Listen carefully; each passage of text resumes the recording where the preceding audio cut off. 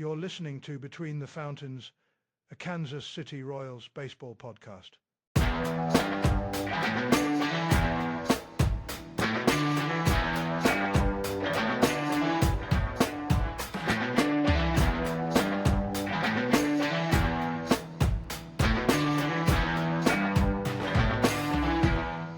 Welcome to episode 5 of Between the Fountains, a Kansas City Royals podcast. It's April the 27th. I'm Bryan. That's Michael. We've been friends over 40 years and Royals fans since the time we could walk.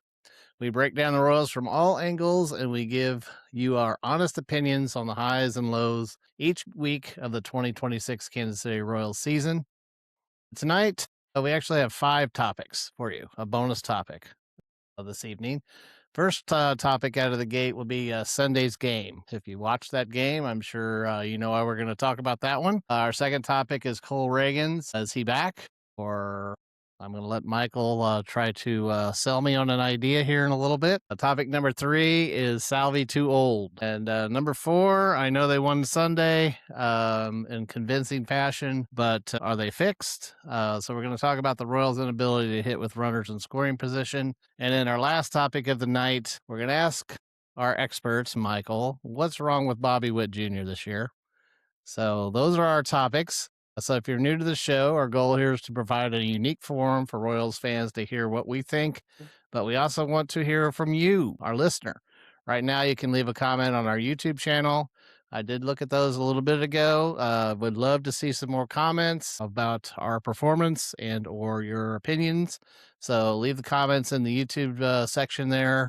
And we appreciate it if you'd subscribe to the channel so you'll know when we have a new episode and click the notifications button. And Michael, do we have a sponsor this evening? But of course. I love the drama on that too, by the way. Yes. Each week it's new drama and I appreciate it. So our sponsor this week is Christian Brothers Roofing in Gladstone, Missouri. Call Kyle Cotton for all your roofing needs. Again, Christian Brothers Roofing in Gladstone, Missouri. Call Kyle Cotton. You can Google his phone number. All right. So it's always nice to have a sponsor. All right. So let's go right into it. Topic number 1, Sunday's game. So let's just review here. I made a couple of notes. First of all, Michael, did you know that was the largest comeback in the major leagues this year from a team that was down 6-0 in the 5th inning and came back and won? Did you know that? I did not know that. I thought you were going to say it was the largest crowd of the year. I think it was one of the smallest, but yeah, no. The rain kind of pushed people away. Yeah, largest comeback of any team this year in the major leagues. So let's review the 9th inning, by the way. So the 9th inning starts off with Lane Thomas grounding out to shallow infield. Bobby Witt grounds out to shallow infield. Vinny triples. What were you saying? Were you watching the game? I think you were watching the game, weren't you? I was listening to that on the radio. Yeah. And I guess my question there is, now he made it safely, but why are you going for third when you're down 3 runs? Good point. That's going to be another episode. Yeah, that's a head scratcher there. Yeah. Yeah. So anyway, so we got Vinny on third. We're still down 2, right? At that point, this is the 9th inning, bottom of the 9th inning. Salvy gets a single to shallow center field, and Vinny scores. So we're down 1. 3. We were down 3. Now we're down 2. Okay. Because then Jack gets up and he jacks it out of there. Jeffrey Allen Caglione, 2-run bomb. 2-run bomb. So that ties it. Yeah. In the bottom of the 9th. So we send it to the 10th. Lucas Urseg comes in and gets let's see here. So we're playing the rules. So they put Adam Frazier, an old friend, on second base. Down goes Frazier. Zach Neto walks, which is always nice to do. You got the runners at first and second. And anyway, then I believe this is when I received a text from our Royals expert. The Royals had a pass ball and Adam Frazier scored. And I believe I got a text saying something to the effect that we lost the game. So yeah, I thought we lost. Yeah, I thought we lost at that point. Experiencing some family get-together situation there, and I wasn't watching the game, nor was I following it on my phone. So I hear our Royals expert tell me it's over. It's over. Yes, it's over. So I pull up my phone later, and I find no, it was not over. I do. despite the pass balls. Let's just cut to the chase. I think everybody knows where we're going with this. Lane Thomas, new acquisition, may have paid for himself right there. He Hits a did. walk-off home run. Now, my 3-run question to you, home run. yes, walk-off. They won the Yes. game. They did not, Well, in he fact, ran it off. He ran off. He ran off the game. So does that fix everything? Are we good? No, we're not good. We're still a 500 team-ish, and I still think that the Royals can do it if we can get, per my preseason prediction, if we can pick up a good hitter, an RBI producer, somebody who's going to hit with runners in scoring position at the trade deadline. Because as we see, we're like 3.5 games back, and we've had a really rough start to the year. So if we could stay in the race, which we will, because we're about a 500 team, but if we can stay in the race, and, we know that Vinny's not a 180 hitter, Salvy's not a 160 hitter, but we know Junior's going to come around and hit some more home runs. He's not going to hit one all year. We know that. So, yes, the trade deadline will be a big, huge boost for the Royals. And basically, whoever gets hot in August and September is going to win this division. That could be Detroit, Right. that could be Cleveland, or that could be the Royals, one of the three. Or Minnesota. No. Okay, They're Minnesota. streaky. Well, they are streaky. I think they won like 6 in a row there, but now that I think they've lost 4 in a row. So they're a streaky team, but they're not there yet. Well, thank God for the Mets and the Phillies, because The Mets are so bad. I they think are they've bad. The lost Phillies 14 are out of worse. 15. They were showing their cheerleaders yesterday. They do a pretty good job. Those lady cheerleaders. All right, so this wasn't on our topic rundown here. So each team that is not in the Royals that I've already mentioned here want to fire their manager. And then, out of the blue, the Boston Red Sox fire Alex Cora. Yeah. I mean, he would have been one of the safest managers. I don't All right, know. so let me ask you, okay, this is a question I didn't prepare you for. How much would you pay to get Alex Cora to be our manager? Or first of all, before that happens, Q has to be fired first. And Yeah, with all the well, rumblings of these other teams, you right. got to think Q's on the hot seat a little bit, right? No, because he's making what, $3 million a year. So Sherman would have to eat almost $6 million to let Q go. And then he'd have to pay Cora $5 million probably. And he has So a $2 that's million buyout too. I saw today. Cora does. yeah. So you're talking about $10+ million, and Sherman's not going to spend that. He's just not that type of owner. Yeah. Not for a manager, but it crossed my mind today.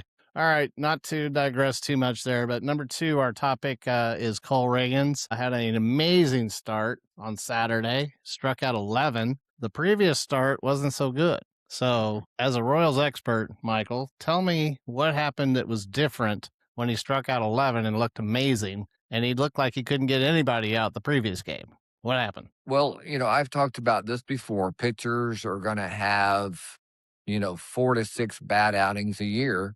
And that was one of them for Cole. I mean, he's shown before he can throw 98 and hit corners. He's got the big 12 to 6 curveball. He's got the good changeup.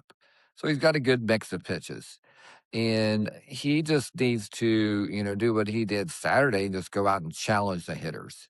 Yeah. Because on 2 strikes, I don't have any hard numbers, but I would say he was throwing at least 90% fastballs when he had 2 strikes on the batter, and that didn't happen before. It didn't happen in the previous game. Right. So he's got the stuff. So he just needs to go out there and say, I've got this. I own this mound and that plate. And he just needs to rear back and fire for the most part. All right. And now you can share with me your opinion on where the Royals should employ such a pitcher as Cole Ragans. Well, we've got enough starters. I think we would be best served to put Cole Ragans as the closer. We've seen this script before. We can go way back to the 70s and 80s with Rich Goose Gossage, a White Sox starter, then Yankees closer, Padres closer. There's been multiple starters. I mean, it goes both ways, right? We see Lugo that was bullpen for a lot of his career, and now he's a starter. But you see more that the other way, where the starter will become a closer. We've got the 2 pitchers from San Diego down at Omaha. Either one of them could come in and fill in his spot. And I think just for his health and for the team, I think he's best served to be our closer. In my humble opinion. I'm still on the fence on that one, I'll be honest with you. That's fine. That's he can why we still do win the that. Cy Young. I mean, he's dominant when he's. So you're He could telling be me the that he best didn't closer have in his. baseball. He didn't have his confidence when he walked, 6 in 3 innings or whatever it was? Is that what it Yeah, you is? mean Is that it was a against confidence Detroit? issue? Was that against Cleveland or was that? Yeah, right. And I don't have numbers on his road. It'd be interesting to get. Maybe you can follow up with us on that. Get his road numbers versus home because Trevor's out there and he asks the pitcher, our pitcher, hey Cole, how do you want the mound? Do you want it harder or softer? And he grooms it that way. So you've got that home field advantage when you're at the K. And Waka, he's got an incredibly. I know he didn't pitch well last time, but that was an anomaly. He's got an incredible ERA at the K. Waka does. So it'd be interesting to see Reagan's numbers on the road versus at home. All And right. actually, that home run he gave up would not have been a home run last year if you look at that. So he actually would have thrown a shutout last year. That would have been caught, that home run. All right. Topic number 3, is Salvy too old? No, he's not too old. I think Salvy could probably hit till he's 50. He's like a Satchel Paige type guy. He's not too old, but we just need to be careful and put him more at DH. Maybe rest him here and there. I mean, I don't know. I think Salvy's at the stage in his career where he's probably should play 125-ish games a year, 130, and a lot of those should be at DH. So, we saw Carter make some kind of rookie mistakes, and he hasn't seen Ursig that much behind the dish. Jensen hasn't. So he'll be fine there. I think that was his third pass ball of the year, that last one. So they just need to be careful how they use Salvy. I don't think he's a 4 or 5 hole hitter anymore. I think he'd much better serve the team in a 6 hole or 7th hole. But How he'll are you going probably to have to tell stay Salvy we're going to drop you in the lineup? How would you do that if you were Q? right. You just Because write it Q in the apparently lineup. doesn't know how to communicate with Salvy too well. Right. So therefore, you just write it on the lineup card. You don't tell him. You don't tell him. You let him find out when he shows Yeah. up to the park. He's batting 9th. Isabel's hitting higher than him. Nobody said Isbell was hitting higher than Salvy. Put him in the 6 hole. I mean, it's no surprise. It's not going to be a shocker. He's batting 180, with 2 He's home batting runs and 8 187. You're right. RBIs. That's close. Here's the Yeah. numbers. He's hitting 187. He's got 4 home runs and 9 Okay. RBIs. I was Let me ask close. you I a was in the trivia ballpark. question. Trivia question for you. Perfect Who leads question. the Royals in home runs Right now, right now? this year, that would be the rookie phenom from Park Hill High School. I mean, Oak Park High School, Carter Jensen. Correct. Who leads the Yes. team in RBIs? The leader in RBIs right now would be probably Carter Jensen. You're exactly right. He's Yeah. hitting 268, 6 home runs, 16 RBIs. Yeah, that's pretty good for a rookie. Yeah. Yeah. He's Yeah. I believe he's the real deal. Oh, yeah, he is for sure. Yeah. And then Yeah. that was a question coming into the year. So at least by the end of April, we Yeah. figured out he's the real deal. 1 month in, 30-ish games, you should be able to tell. I mean, they're going to find him out. They already have, and he knows his weak areas. He's a fastball hitter. He knows the off-speed pitches, and he's working on it. So at least Right. he's determined what's his weak area is, and he's working on that. So that's 90% of the battle. All right. Topic number 4. The Royals' inability to hit with runners in scoring position. Now, we don't talk a lot of numbers here, but I did look up a number here. So the Royals are currently 27th in baseball in stranding runners, if you will. They strand 3.86 runners that are in scoring position per game. The Chicago Cubs are surprisingly the leader of the pack on that. They strand 4.29 runners per game. Now, I guess when you rake like the Chicago Cubs are this year, it doesn't matter. But maybe Yeah. that means they're getting so many people on base that's just what happens. But anyway, Good baby. they're 30th. The Pirates are 29th. The Cardinals are 28th, and we're 27th. Yeah. So runners in scoring position. The Royals, I believe, and correct me if I'm wrong, we added 2 new hitting coaches this offseason, right?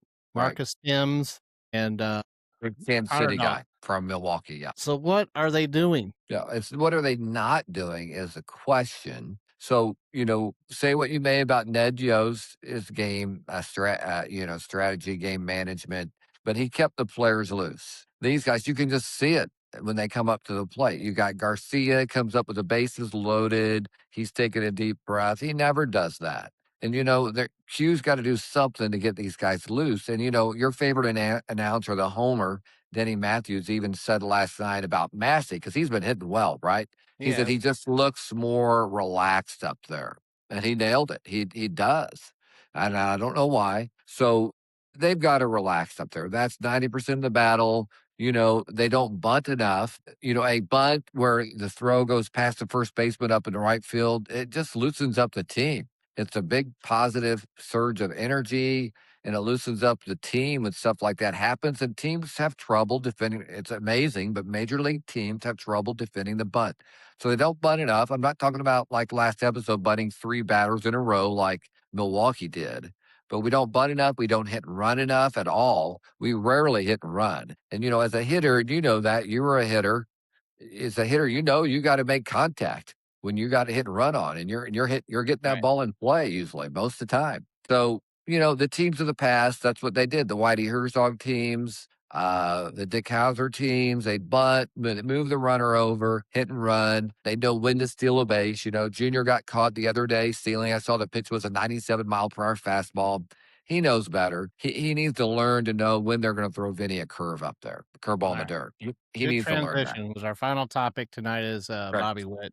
His average is there, but Yes, it got is. a couple stats here for you. So he's reached base 46 times this year, and he's scored 7 times. Let's see. He was stranded 29 out of the first 30 times he was on base. That's horrible. Right. I mean, what is the problem? Yeah, we got, and Vinny and Salvy, they're batting higher in the order than they should be. We did not get anybody in the off season that's a true, a 3 and 4, really 3, 4, 5 hitter. We're lacking there. So that's huge. And Vinny's obviously gotten off to a very slow start. He got that really nice triple last night. I think he hit that home run against the Baltimore Orioles, that last game that I went to. So it looks like he's possibly getting on track, but he's still, with most major league teams, he's a 5-hole hitter, maybe 6. That's reality. Look at the numbers from the past 3 years. That's reality.